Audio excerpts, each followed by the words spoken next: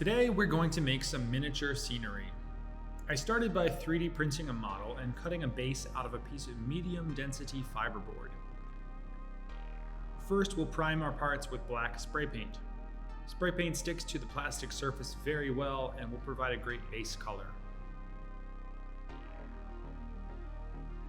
I've decided the finished model will be a sandy color, so my first step is painting on a slightly darker layer.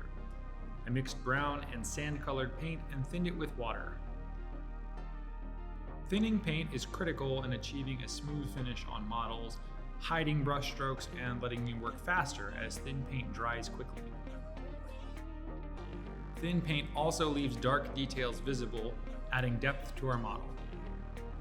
For the fan, I want to cover the center, but only lightly color the blades.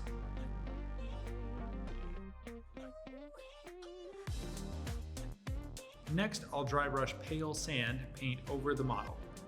Dry brushing is a process where you brush out most of the paint and the dry bristles mostly apply color to raised details. Most of this model will be the same sandy color, but the fan blades and ventilation grills will be steel colored. I'm starting with natural steel paint, which is very thin, so I'll need 2 coats on each surface. The light coat of tan on the fan blades helps to make each blade brighter at the top and adds extra depth to an otherwise flat surface. When the natural steel is finished, I only have details left to paint on the model. I'm going to liberally paint a brown wash into the recesses of the model.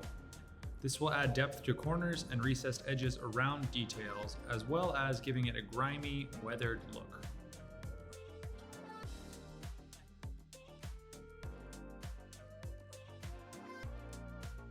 After adding the wash to the whole model, I'm going to apply a final dry brushed highlight to contrast the shadows.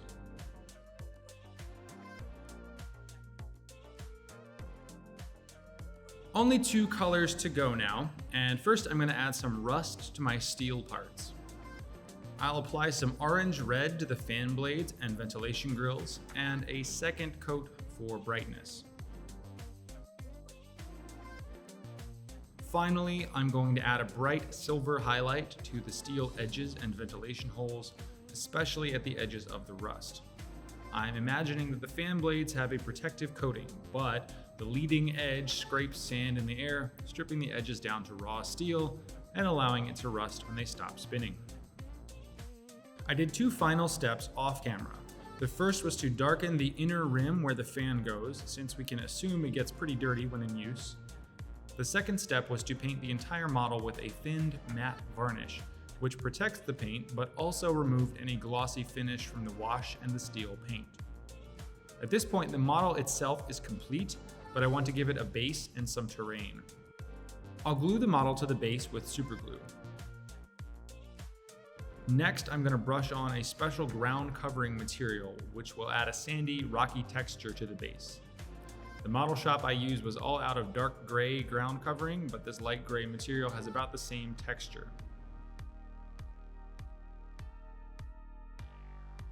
I'll paint it all black, then a medium gray, then dry brush on light gray, and finally white. These steps add a huge amount of depth to the textured base and, importantly, match the other scenery I've made.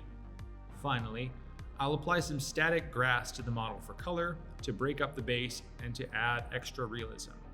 I spread out some PVA glue, which is white glue, then place the grass into it. Once this is dry, I vacuum up any extra grass strands. This piece is now ready to join the other pieces I've made and become a part of a detailed, futuristic tabletop battleground.